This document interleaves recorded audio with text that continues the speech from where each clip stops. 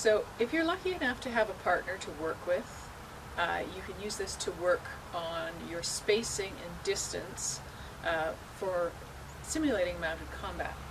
So I'm standing beside my partner, and I'm going to reach my hand out, and he's going to reach his hand out, and if we're at about elbow to elbow, this is a good distance. This is about how far between us we would be if we were on horseback. Now, we can practice moving in a circle like this, so we're going to just slowly walk around.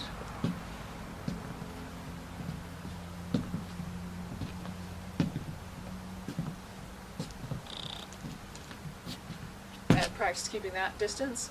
And then go for a larger distance, fingertip to fingertip.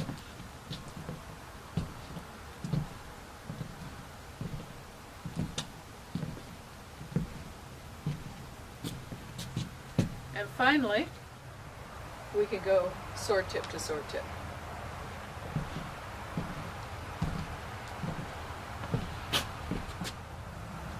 To practice straight on passes with your partner, you can start with your toes in line with each other. So my right toe is in line with Chris's right toe, and then each of you take a side step over. And if we stay on these lines, we're going to be able to do passes back and forth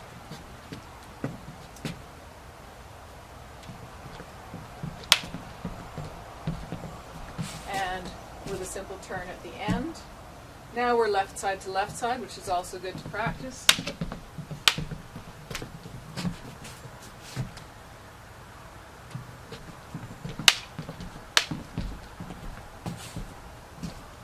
So doing the pivot turn at the end is not that unrealistic in terms of horses. Obviously horses can't pivot like that, but just in terms of speeding things up when we're working on the ground, we don't need to take all the long spaces that a horse would take. When we're moving in a circle, sword tip to sword tip here, this is a good opportunity to practice your parries and ripostes while keeping that movement and keeping that circle. You can practice moving in to a closer circle, do wrestles and things like that here, and practice moving out again, because that's what's naturally going to happen. You'll sometimes come out of range and have to ride closer in. So anytime you're simulating mounted movement, be aware of the width and breadth of your horse and the length of your horse as well. So sometimes it's useful to have something to simulate the horse's head, because that's what tends to be the thing that gets in the way when you're sparring mounted. This is just a dollar store pool noodle, and I have it resting on top of my wrist here.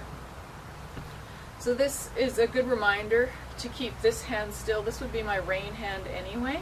So if I move this around too much, I would be moving my horse's head around too much. But you can see that now I have something that I need to work around.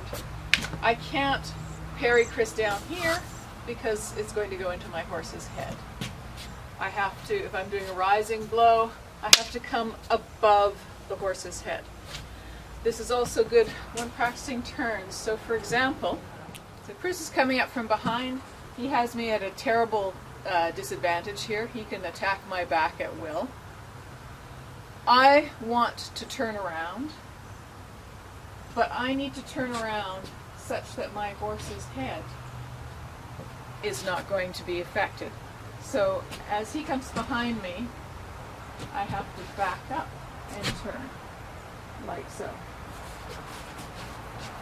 This more or less represents a turn on the forehand, things like that. So you can work with these pool noodles just to remind yourself there's a horse's head here. Remind yourself that it takes you some width to turn. I can't just turn like this because I smack right into him. So having my pool noodle here just reminds me that I cannot turn. I can't pivot like this because I've got a long object in here, which is my horse's head. if I want to remind myself how long my horse is in the back, I also can't turn this way without my horse bumping into Chris. So this is just something you can use. I wouldn't recommend practicing with it all the time, but do it every once in a while to remind yourself of the length of your horse. And bear in mind that your horse is a little bit wider than you are too. So a horse is going to be about this wide, so that when you're doing passes, you're not walking into things with your horse.